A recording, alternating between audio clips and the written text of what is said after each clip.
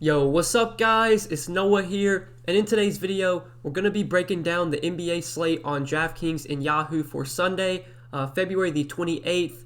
Gonna run through Sunday's 8-game slate. Gonna go rather quickly, break it down, game by game, go team by team. Talk about what stands out to me looking at this slate on Saturday night. Just give you guys my early thoughts, what does catch my eye looking at this slate the night before. But before we do get started with the breakdown, guys, as always, I would appreciate it if you hit that like button down below. Hit that subscribe button as well if you are new here. Be sure to click the notification bell so that way you do get notified every time I upload. You also get notified every time I do go live. I'm not sure yet if I'll be streaming today or not. Normally Sundays are kind of my days off. Normally I don't stream on Sundays, but we'll see. I might go live Sunday afternoon around 4:30 Eastern time. So if you're free then, check out the YouTube channel. I could maybe be live then, not sure yet. But yeah, we're going to break down this slate. Game by game, team by team. We'll start off with the Wizards and Celtics game. I'm going to try and go rather quickly, just give you guys my early thoughts. So with this Wizards, on this Wizards team today, this is a back-to-back for the Wizards, so that is something to monitor. Lately, Westbrook's been playing on their back-to-back, so I assume that he plays today, but keep an eye on it. Wouldn't be surprising to see him rest. But looking at the Wizards, really the only two guys I have interest in are Westbrook and Beal. I'm not really looking to anyone else on this Wizards team outside of those two guys. Westbrook and Beal, I think, are more secondary options today. It's not that good of a matchup against Boston. Their price tags came up a little bit. I think there are other guys I would rather pay up for on this slate, but we know the upside that Westbrook and Beal have. I mean, these two guys are going to dominate the usage on this team. Both these guys have massive upside every night. I'm totally fine going to them, but if I'm only playing one lineup today, I don't know if I get to Westbrook or Beal, in my one lineup. But yeah, I'm not playing anyone else on the Wizards. Like, no one else on this team's in play for me. So moving on to the Celtics side, we do have a big injury to watch today with the Celtics. Jaylen Brown is currently questionable. This is a huge injury. This does impact a good amount. If Jaylen Brown winds up out, that's a big boost for Jason Tatum, and that's a big boost for Kemba Walker.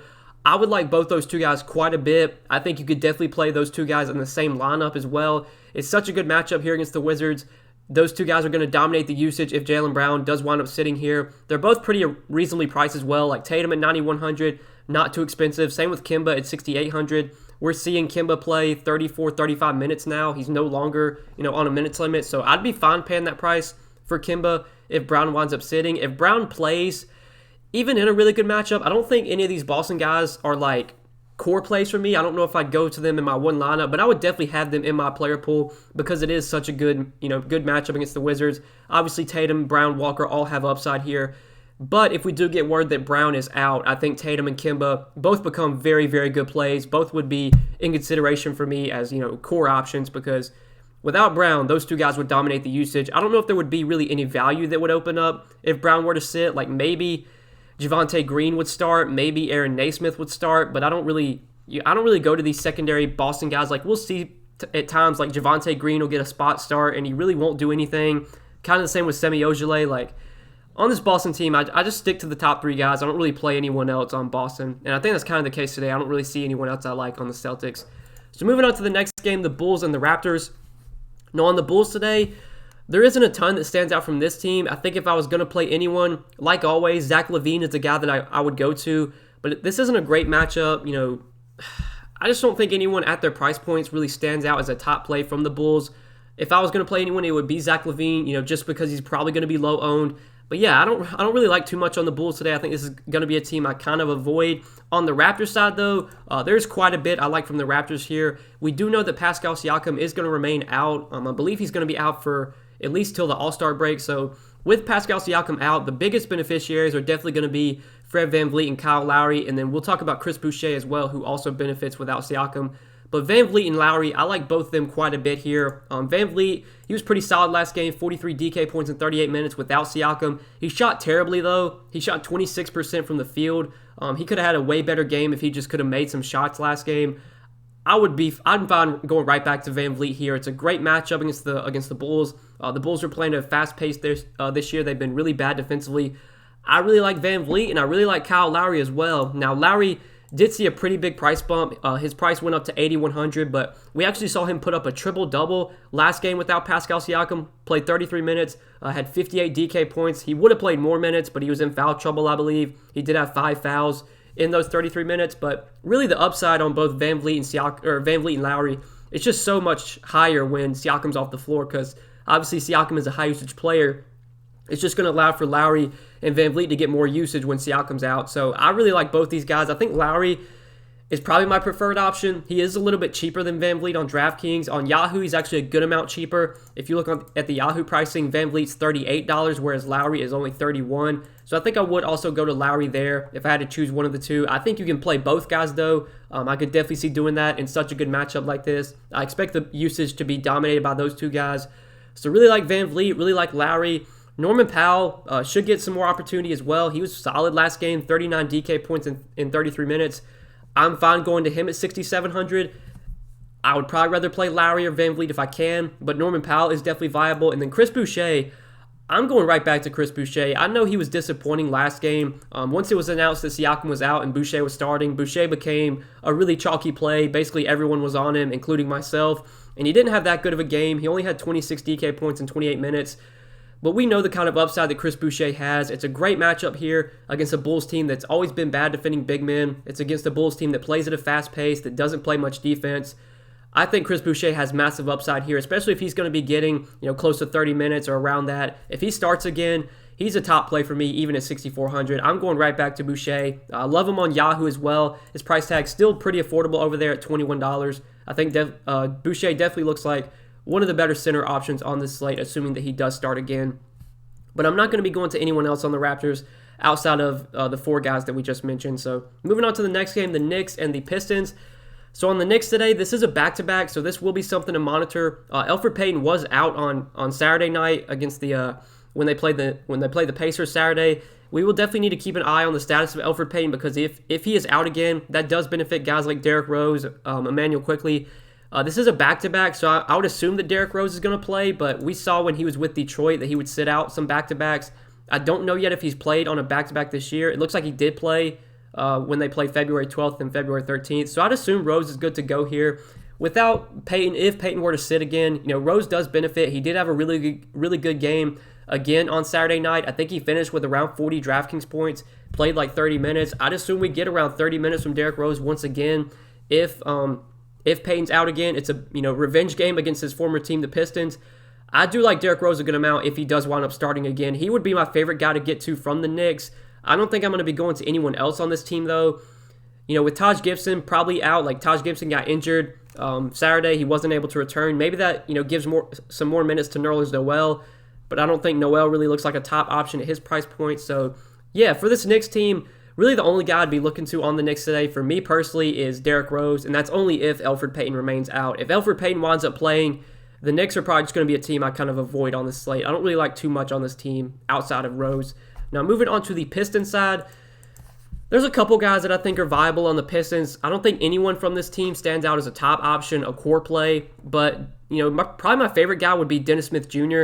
He's actually been playing pretty well lately. He's been taking minutes away from Saben Lee. We saw at the beginning when Dennis Smith Jr. first started for DeLon Wright, he wasn't getting a ton of minutes. Saben Lee was playing a good amount off the bench. Well, lately it's actually been Dennis Smith Jr. who's been getting the minutes. Last two games, 26 and 27 minutes for DSJ, 31 and 30 DK points. The minutes on Saben Lee have gone down. I don't know if this continues. I wouldn't be surprised to see Dennis Smith go back to playing 20 minutes, but if he is playing well, I think he does get around 26, 28 minutes. He's 4,900. It's a revenge game. I think Dennis Smith Jr. is firmly in play on this slate. He's honestly my favorite guy to go to from the Pistons today when you do factor in price point. I don't really like Josh Jackson that much at his price. Mason Plumlee, he's viable, but I think I'd rather play Boucher. I'd rather play some other centers we're going to talk about. Jeremy Grant, I think, is always in play. He's 7,600. It's not a great price point or anything. It's not a good matchup, but we know Jeremy Grant's going to dominate the usage, always has upside. Really, though, I think my favorite guy from the Pistons today is Dennis Smith Jr., and probably won't be going to anyone else on this team outside of him. This game just isn't that appealing. Two slow-paced teams. Should be a really low-scoring game. Not too much that I really like here. So moving on to the next one, Memphis and Houston. So Memphis, there are a couple of guys I like from Memphis today. First off, Jonas Valanciunas, 7,400. He's probably one of my favorite plays on this slate. I think it's such a good matchup here for J-Val against this Houston team that's just super undersized right now. Really, until they get Christian Wood back, this is going to be a team that we want to pick on with opposing centers. Love J-Val on both sites. I definitely think he is too cheap on both sites. On Yahoo, he's $27. That just feels way too cheap for this matchup against the Rockets. We've seen centers go off against the Rockets basically since DeMarcus Cousins got released. Even when Cousins was playing, I mean, guys were going off against Cousins. But like Jared Allen had a huge game against them. Wendell Carter had a huge game against them. This is a team that's just, they don't have really any size. I mean, PJ Tucker's a good defender, but he's undersized. He's not going to be able to stop these big men on the boards. And then they have Justin Patton, but he's not a guy you really worry about on the defensive end. If we get 32, 34 minutes from J-Val, which is what he's been playing in competitive games this year, he's got 45, 50-point upside. Like, this is definitely one of those spots where J-Val could put up a 25 and 20 type game. He should be able to dominate on the boards, should be able to get a lot of offensive putbacks. I love J-Val here. He's one of my favorite plays on this slate. I just think he should be able to feast against this undersized Houston team. So really do like him quite a bit. I think Ja Morant is viable as well. Ja Morant's someone that anytime I play him, he sucks. Anytime I don't play him, that's when he goes off. I do have interest in him on this slate. The price tag is very reasonable at $7,200. It's a pretty fast-paced game here against Houston. Houston does play still at a pretty fast pace. Even though they've been better defensively this year, they still are a top 10 team in pace, I do believe. So we should see a good amount of points scored here. I don't mind going to Morant either at $7,200. Him and J-Val are the two guys I really like from Memphis. I don't know if I'm going to be getting to anyone else on this team. Now, Grayson Allen is out, so we'll have to wait and see what their starting lineup is. If DeAnthony Melton were to start, he could be viable. DeAnthony Melton, I believe, is pretty cheap. Yeah, $4,500. If he were to start for Grayson Allen, he could be someone worth considering as a value. If they were to start Desmond Bane, he could maybe be someone worth considering as a value. They could start Brandon Clark. Like, they could go with Ja Morant, Dylan Brooks, Anderson, Clark, and J-Val. Like, that could be their starting lineup. That's probably what they're going to do. But we just need to keep an eye on it. If we do get, like a DeAnthony Melton start or a Desmond Bane start, those could be guys worth considering for value with Grayson Allen out. But I think the top plays from Memphis are definitely J-Val and Ja Morant for me, and probably won't be going to anyone else on this team outside of maybe one of those two value guys if they start. So, yeah, we can go ahead and move on to the Houston side. So Houston, also pretty appealing on the slate. We do already know that Victor Oladipo has been ruled out for this game. We know Christian Wood's going to remain out as well. So with Victor Oladipo out, I do like John Wall quite a bit. Without Oladipo, we just know the usage is going to be dominated by John Wall. We've seen Wall has plenty of upside. Now that he's getting his normal 35, 36 minutes, he can go for 45, 50 DK points any night. His numbers are a lot better with Oladipo off the floor. Just going to have the ball in his hands more, going to take a ton of shots, going to get a ton of assists. In a pretty fast-paced game against Memphis, I like John Wall quite a bit. I think he looks like one of the best point guard options on the slate. Definitely someone I'll be looking to get to if I can fit him in. I do like Eric Gordon as well. I think Eric Gordon, also a guy that benefits without Victor Oladipo. I do assume we see Eric Gordon move back into the starting lineup. And whenever Oladipo has missed games this year, we've seen some upside from Eric Gordon. He's had some bad games with Oladipo out, but he's also sparked some upside. Has put up, he had that 40-point game against the Knicks. I'm pretty sure Oladipo was out that game. I'm pretty sure some of these games were with Oladipo out. So at $6K, I don't know if many people are going to play Eric Gordon at this price point, but I still do like him quite a bit with Oladipo out. I think him and Ja Wall are going to be the two biggest beneficiaries. So definitely like Gordon on DK. And on Yahoo, he looks really good over there. Looks like one of the better shooting guard options. It's definitely too cheap at $20. I think he looks like one of the top plays shooting guard overall today. So really like John Wall, really like Eric Gordon with Victor Oladipo out. I don't know if I'm going to be going to anyone else on the Rockets, though. Like Tate, House, I'm not the biggest fans of at their price point. Same with David Nwaba. I think it's really just John Wall and Eric Gordon for me, and not too much else from this Houston team. So moving on to the next game, the Warriors and the Lakers. Now on the Warriors, I think there's some guys here that are tournament plays that, guys you could consider in tournaments for low ownership. I don't know if there's any like cash game optimal plays, top plays here from the Warriors. Like Curry, I think it's just more of a tournament option on this slate. Draymond had a huge game last time out against the Hornets. I believe he had a triple-double. Yeah, triple-double, 61 Draftkings points. I mean, Draymond's been so good lately, been contributing in all categories. He's giving you triple-double upside almost every night. Now his price is up to $7,500, though, which makes him a lot tougher to roster. So, I just don't really like too much from this Warriors team when you look at the price points. If I was going to play anyone, it would be Steph or Draymond. But I don't see anyone as being a top play from this Warriors team. James Wiseman's super cheap, but he just hasn't been getting enough minutes recently to be, rosterable. Until he starts getting more minutes, I can't go to Wiseman. So, yeah, Warriors not a team I love that much. If I was going to play anyone, it would be Steph or Draymond. Draymond's probably my favorite when you factor in his price point. But moving on to the Lakers side and looking at them, So obviously with Anthony Davis still out, we know the usage on this team is going to be dominated by LeBron James, but like we still haven't seen any big games from LeBron. I mean, he did have that really big game against Portland last time out, but LeBron's ceiling, he has a ceiling, obviously. Like, I don't want to say he doesn't have a ceiling, but it's just LeBron hasn't been hitting his ceiling enough, in my opinion. Like, at 10,800, you need him to put up at least like 60 DraftKings points, and obviously he can do that, but he's only done that, I believe. Yeah, he's only done that 3 times in his last 10 games. The mid-range is pretty strong today. Like, I just don't know if I'm going to be paying up for LeBron. We'll have to wait and see. You know, maybe there will be a lot of value that opens up and it'll be easy to get him in. But for now, I don't think I'm going to get to LeBron today, you know, in my one lineup. Obviously, if you're playing multiple lineups, it makes sense to have LeBron in your player pool. We know the upside's obviously there. I just don't know if I can pay that price for him on a slate where there's a lot of good plays in the 7 to 8K range that I really like today. This feels like more of a mid-tier slate rather than, you know, going stars and scrubs, because right now there really isn't a ton of great value that's super, super cheap. But other Lakers we could consider, really the only guy that I'll be looking to on this team outside of LeBron is Dennis Schroeder. I think Dennis Schroeder, you know, once again looks like a very solid option. He's still too cheap in my opinion. 5,900 on DK. He's also pretty affordable on Yahoo. His price over there, it's coming in at $17. So first game back from his personal issues or COVID protocols, excuse me. First game back from COVID protocols. Schroeder was out for about 10 days. He played 32 minutes in his first game back, and he was pretty productive, had 30 DK points in that time. It looked like he was going to be on a minutes limit. They subbed him out pretty early in that game. He subbed out with like 4 minutes. Like the game had just started. Like there were 4 minutes into the game, and Schroeder had already subbed out. It looked like he was going to be on a minutes limit, but then he ultimately wound up playing 32 minutes. So I think as long as Schroeder's good to go here, he's going to play 32, 34 minutes. He's been a lot more productive this year with AD off the floor. He does see a bump in his numbers, a bump in his usage rate. We've seen Schroeder put up 35, 40-point games, like DK point games with AD off the floor. He did have a really good game against the Warriors earlier this year for what that's worth, 38 DK points in 33 minutes. I think at 5,900, Dennis Schroeder still looks like a very solid option. If we're going to be getting around 32, 34 minutes from him in a pace-up spot against the Warriors, I do like Dennis Schroeder quite a bit with Anthony Davis still out. So definitely like him. I think LeBron's in play as well. Probably won't be going to anyone else on this Warriors team, though, outside of LeBron and Schroeder. You know, maybe Montrezl Harrell you could look to against a small ball Warriors team. He did get 30 minutes last game, which was great to see. If you tell me we're getting 30 minutes from Harrell, I think he's a great play. I just don't know if we're going to get that. The minutes have been all over the place for him. But is someone you could consider at the center position. I'd rather get to Chris Boucher if I can find $400. But Montrezl Harrell is viable too. But I think that really does it for the Lakers. So moving on to the next game, the Hawks and the Heat.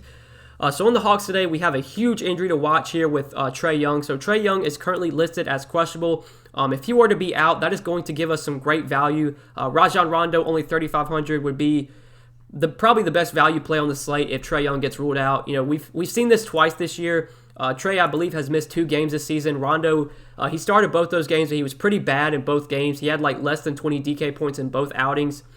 I don't care. I'm playing Rajon Rondo today if Trae Young gets ruled out and Rondo starts. He's going to be a great value play. We've seen Rondo can be productive when he does get minutes. I assume he'd get around 30 minutes. I assume he would start if Trae were to sit. So would really like Rondo if Trae is out. If Trae plays, though, I don't have too much interest in this Hawks team as a whole. Like, it's just not that good of a matchup. Everyone kind of feels priced appropriately. Cam Reddish is doubtful, so like maybe we could go back to Gallo, but like Gallo's been priced up as well. So yeah, I don't have too much interest in this team outside of Rondo if Trae were to sit. And if Trae were to sit, that would make me feel a little bit better about a guy like John Collins. I think John Collins would get a bump as well. Kevin Huerter, he'd get a little boost as well. But Rondo would be the guy to look to definitely if Trae gets ruled out. But then on the Miami side, looking at the Heat here. So on the Heat, it's a really good matchup against the Hawks. I think everyone's kind of priced appropriately, though. Like Jimmy Butler, his price tag just keeps rising. For good reason, though. He's been insanely good this year, especially as of late. We've seen some massive upside from Jimmy Butler. 62, 59 DK points his last 2 games. I just don't know on this slate if I can pay $9,700 for Jimmy Butler when we have guys like Kyle Lowry, Fred VanVleet, John Wall, some of these other guys that are cheaper that I think have, you know, close to the upside that Butler does. Just makes it more of a tournament option. Probably not someone I'd really get to in cash games at that price point. Bam Adebayo, kind of the same thing. There's just other centers I'd rather play that are a lot cheaper. J-Val, Boucher, like even Montrezl Harrell, just guys that are cheaper that I think, you know, have just as, I don't want to say just as much upside, but could easily put up, you know, a really good outing that's close to what Bam does, and they're, you know, a lot cheaper. really, this Miami team, even in a good matchup, there really isn't a ton of guys I like here. I think Bam and Butler are always in play, but neither one look like top options. So, yeah, I think that really does it for the Heat. Tyler Hero is questionable, so that could be something to monitor. But even if he gets ruled out, like Kendrick Nunn, I don't really want to pay $5,600 for, especially since Dragic is back. Dragic at $5,400 could maybe be viable. He did get 33 minutes last game. He honestly would probably be my favorite guy to play from Miami. If Hero's out, I'm fine with Dragic at $5,400. But I think that does it for Miami for the Heat. So we can go ahead and move on to the last two games of the night, the Suns and the T-Wolves. So starting off with the Suns here, when it comes to this Suns team, lately it's just been the top three guys for me, and I think that's kind of the case once again. I don't have too much interest in any of these secondary pieces from Phoenix, but Devin Booker, Chris Paul, DeAndre Ayton, I think all three of these guys are in play today once again. Chris Paul treated me well last game. I did play him on Friday against the Bulls. He had a really big game once again, 50 DK points in 35 minutes. Like, Chris Paul's just been so good lately. He's contributing with the peripherals. I prefer him over Devin Booker at this point. Like, Paul he does a lot more when it comes to rebounding, when it comes to getting assists, whereas Booker is just a lot more scoring dependent. I think Paul has just as high of a ceiling as Booker does, if not, a higher ceiling. His floor is a lot higher as well. If I can only play one of Booker or Paul, I definitely prefer Chris Paul here. I think both are in play because it is such a good matchup against Minnesota. But Chris Paul, I do like once again. I think he's a really solid option at $7,800. You can throw him into the category with guys like John Morant, John Wall, Kyle Lowry, like all those solid mid-range options at point guard. Those are all guys I really like today. And then DeAndre Ayton, I think, he's another center option that you can throw into the pool with Boucher, J-Val, some of these other guys that we've mentioned. I think, in this matchup against Minnesota, against Karl-Anthony Towns, Towns has never really been that good of a defender. This is definitely another good matchup for Ayton and another spot where we could see him put up, 40-plus DK points. Did have a really good outing against the Bulls last time out. That was a really good matchup. Another great matchup here. Price tag went up a little bit, but I still think Ayton is firmly in play at $7K. I prefer the upside on J-Val for a little bit more salary. But yeah, Ayton's someone you could definitely look to. Ayton and Paul, I think, once again, are my favorite guys to target from the Suns today. Don't really see myself going to anyone else, though. So looking at Minnesota, this is a back-to-back for the Timberwolves, so that is something to monitor. I'd assume everyone plays here, but just keep an eye on it. So with Malik Beasley out, I believe he's out for like 2 weeks or so. I can't remember exactly, but with him out Saturday, that was the first game he was out. We did see Josh Okogie get the start Saturday. I can't remember what he finished with. He played 29 minutes, had 21 DK points, so he was decent. I assume they would start Okogie again, but just keep an eye on it. This Minnesota team, they've been changing up their starting lineup all season. I wouldn't be surprised to see someone else start today. Jalen Noel did have a really good game off the bench. He played 26 minutes, had 30 DK points.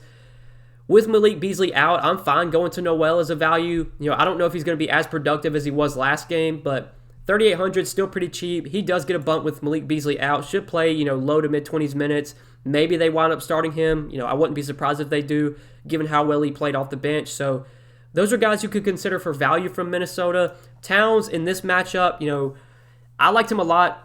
Saturday against the Wizards, that was a much better matchup. Today against Phoenix, it's a Phoenix team that does play good defense, a Phoenix team that does play really slow. Don't know if this is a slate where I'll be paying up for Towns. I think I'd rather play a lot of these other centers we've mentioned that are in the 7K and 6K range. So don't love Towns. Anthony Edwards, I liked quite a bit Saturday. His price went up to $6,800. It's not as good of a matchup. Don't know if I'm going to go to Edwards or go back to him. I think if I was going to play him, it would probably be on Yahoo because his price tag did not move over there. He is still very affordable on Yahoo. You got Anthony Edwards coming in at $22. I think he does look like a very solid small forward option once again. So I do like Edwards more on Yahoo. Vanderbilt, he got pretty solid minutes. He played 23 minutes. He didn't play at all in the fourth quarter, which was kind of weird. But he was really productive once again. Had 33 DK points Saturday in 23 minutes. It seems like most nights we're going to get, mid to high 20s minutes from Vanderbilt. His minutes have been all over the place this season, but right now it seems like they're wanting to play Vanderbilt. He's been getting the minutes recently. He's still only $4,600. He's only $11 on Yahoo. I like Jared Vanderbilt once again. I think if the minutes are going to be there, he is someone that we are definitely going to want to consider because he's been a productive player when he gets minutes this year. He's a hustle guy. He's always under the basket grabbing boards. He always is getting putbacks. He can get defensive stats as well.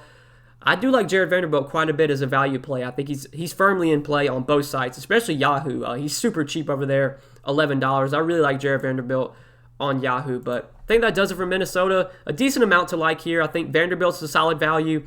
If a Koji starts again, you could consider him. You could consider Noel off the bench. Both those guys benefit without Malik Beasley. Anthony Edwards, I think, is still too cheap on Yahoo. But yeah, we can go ahead and move on to the last game of the night, the Hornets and the Kings. So on the Hornets today, we do know that Devontae Graham's going to remain out. Caleb Martin's going to remain out. We do need to keep an eye on the status of Cody Zeller, though. So Cody Zeller was out last game, and very surprisingly, they actually went and started P.J. Washington at center. Bismack Biyombo came off the bench last game. I don't know what they're going to do today. I feel like in a matchup against Rashawn Holmes and Marvin Bagley, this feels like a spot where they would probably start Bismack Biyombo. But again, this is a 10 o'clock game, so I don't know if we're going to have the Hornets starting lineup before lock. If Zeller gets ruled out again, though, that does benefit P.J. Washington. That does benefit Bismack Biyombo. If we know Biyombo starting, I think he's a great value play if Zeller's out. But if P.J. Washington winds up starting at center again, I think that makes him a very strong option. He was very productive last game, starting at center, had 15 and 10 with 4 assists, 4 steals, 43 Draftkings points in 29 minutes. Really good matchup here against Sacramento. Pace-up spot against the Kings, facing a bad Kings defense. I do like P.J. Washington quite a bit. Once again, I think he's a strong play if Cody Zeller is out. Bismack, though, I'm only going to go to him if he starts, and it's super risky because we just don't know if he's going to start. He could here against this Sacramento team that does play bigger. He could come off the bench again and only play. I think like last game he played like 12 minutes or something. Yeah, he played 12 minutes last game off the bench. I mean, he could do that again, and I wouldn't be surprised. So super risky, but if Biyombo does start for Cody Zeller, he does have plenty of upside at 3,300. So just keep an eye on that. But then these other guys from the Hornets, I think they're all tournament plays that have plenty of upside. Like LaMelo against a fast-paced Kings team has a ton of upside here. He's been really inconsistent lately. He hasn't been nearly as good, but we know the upside that LaMelo has, can go out there and put up 50-plus fantasy points any night. I'm totally fine with him in tournaments. I'm totally fine with him as a last piece in. Same with Terry Rozier. Rozier hasn't been as good lately, but we know he has plenty of upside and going to get a ton of minutes with Devontae Graham out. So both LaMelo and Rozier are tournament plays I'm interested in. Now, Gordon Hayward, he completely burned me last slate. I had a lot of interest in Hayward at his price on DK, and he just went out there and shit the bed. 26 DK points in 34 minutes. The price tag went up to $7,400. I'm not interested in Gordon Hayward on this slate. This will be the slate when he goes off. I played him last slate and he was terrible, so I'm not going to play him today, and then he's going to smash just because that's how things go. But yeah, I don't have too much interest in Hayward. It's really LaMelo and Rozier in tournaments for me. If Cody Zeller's out again, I think P.J. Washington's a strong play. And if Bismack were to start for Cody Zeller, he'd be a strong value as well. But, I just don't know if we're going to get that news before lock. So we can go ahead and move on to the Kings side and look at this Kings team real quick before we do end the video. So on the Kings, we know that Tyrese Halliburton and Hassan Whiteside are both going to remain out for this game. I thought Whiteside was questionable, but okay, it looks like he is out again. So they're both out again. With Halliburton out, that does benefit a guy like De'Aaron Fox. Last game, De'Aaron Fox played, close to 40 minutes in regulation. I'd assume in today's game, if it's a close game, he gets 38 to 40 minutes. He was pretty productive with 47 Draftkings points in that time. De'Aaron Fox is already an incredibly productive player when he's on the floor, and now that Halliburton's out, there's just going to be more opportunity for De'Aaron Fox. He's going to, dominate the usage when he's on the floor.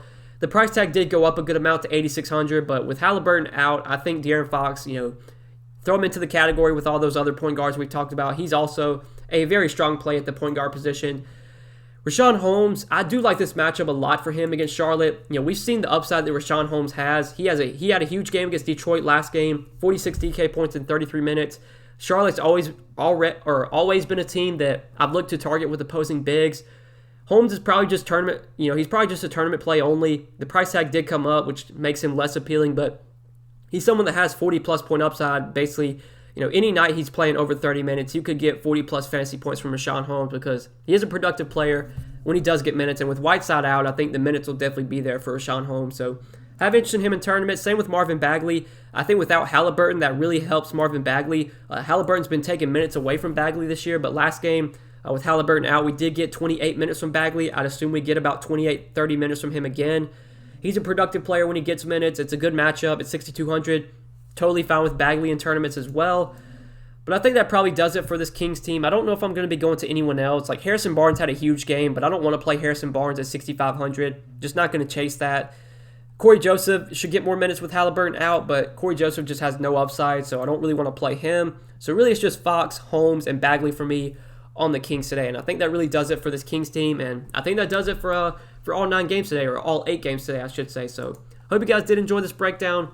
Broke down every game, all 8 games today, team by team. Hopefully you enjoyed the breakdown. Hit that like button, guys, before you do get out of here. Hit that subscribe button as well. Be sure to click the notification bell so that way you do get notified every time I upload. You also get notified every time I do go live.